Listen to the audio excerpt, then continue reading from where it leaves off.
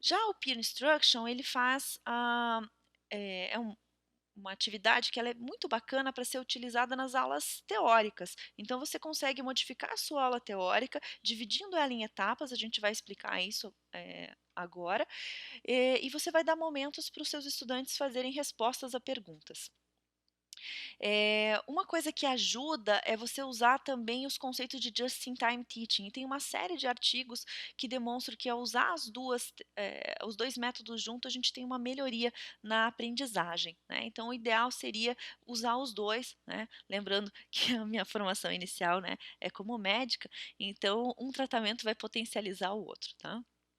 Então, na instrução por pares, você vai modificar a tua aula teórica, colocando essas perguntas para engajar os estudantes e atingir as dificuldades conhecidas no conteúdo. E ao invés de você lançar uma questão eh, para a turma e talvez uma pessoa só responda, você de alguma forma vai ter toda a turma respondendo ao mesmo tempo. Isso pode ser por meio de uso de votação online, por meio de clickers, plickers, Socrative Mentive, enfim, cartões, várias formas para os estudantes responderem isso.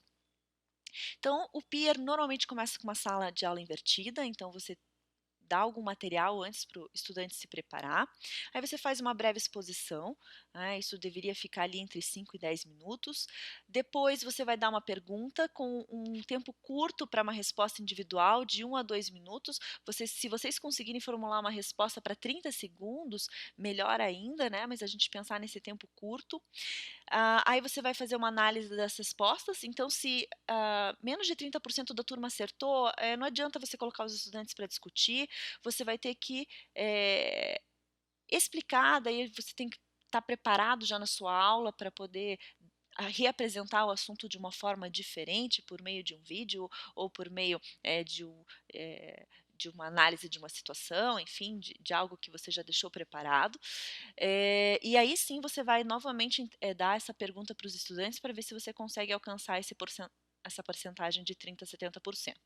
Se for mais do que 70%, então a turma já entendeu, então você pode realmente fechar o assunto, também não há necessidade de motivar uma discussão. Mas se ele ficar nesse intervalo, aí você vai fazer eles discutirem entre os pares, né? Sempre orientado na intenção de convencer o colega. Quando a gente fala pares, nós não estamos falando em dois, então isso pode ser uma discussão em equipe. Né? Então a gente fala pares, por isso que algumas pessoas fazem uma tradução como instrução por colegas, porque para não ficar com a ideia que vai falar só com uma pessoa. Né? E daí você vai dar o tempo para essa discussão e depois eles vão ter que reapresentar a resposta e o professor vai fechar com um feedback. Dessa forma, a gente vai fazendo a sequência da nossa aula. Uma sugestão é que durante a pré-aula você use, né, essas técnicas do Just-in-Time Teaching. Então, além de você mandar o material de estudo, que pode ser um vídeo, pode ser um texto, você vai mandar mais ou menos umas 3 questões para os estudantes, 2 delas que permitam análise e reflexão sobre o material, não apenas memorização, não algo que ele vai encontrar no texto e fazer um copia-cola. Isso pode ser aberto ou fechado, essas questões. E também uma questão que dessa vai ter que ser aberta, né? Qual parte da leitura ou do vídeo você considerou mais difícil ou confusa? Se não encontrou dificuldades, qual parte achou mais interessante, ficou com curiosidade de saber mais? E pedir para o estudante justificar. Desta forma, você chega em sala de aula já sabendo quais são as dificuldades dos seus estudantes, para você poder focar naquilo que realmente eles têm mais dificuldade e não naquilo que eles já sabem. Então, aqui é uma imagem para a gente juntar o Just-in-Time Teaching com o ensino sob medida, né?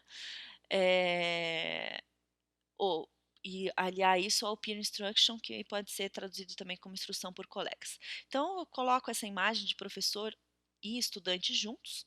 Então, o professor cria um exercício de leitura ou um vídeo, disponibiliza online, passa o bastão para o estudante faz a leitura prévia, responde as questões e envia isso para o professor. Passado isso, ah, o professor vai revisar essas respostas, vai planejar a sua aula e criar questões conceituais que ele vai utilizar em sala de aula. Aí ele faz uma aula curta, faz essas questões conceituais, o estudante faz uma reflexão individual e vota. O professor vai avaliar se está dentro daquele 35 a 70%, 30 a 70%, dependendo da literatura, e vai motivar a discussão entre os estudantes, parar pensando na razão das escolhas da resposta. Então não pode chegar ali num grupo e ver quem votou nesse e ver o que a maioria respondeu. Eles têm que justificar isso. Acontece a discussão dos pares, uma nova votação, e aí o professor vai fazer a sua tomada de decisão, explicar a correta, retornar à aula, e assim ele faz essa sequência de peer instruction. Então é isso, né, explicando de forma breve as 2 metodologias. Então, agora é sua vez, se você achar que esses 2 métodos são úteis para vocês, nas suas aulas, a gente pode depois conversar isso, em pequenos grupos para ver como vamos auxiliar, né, vocês no desenvolvimento disso, e convidamos vocês a começar essa atividade, né. Até.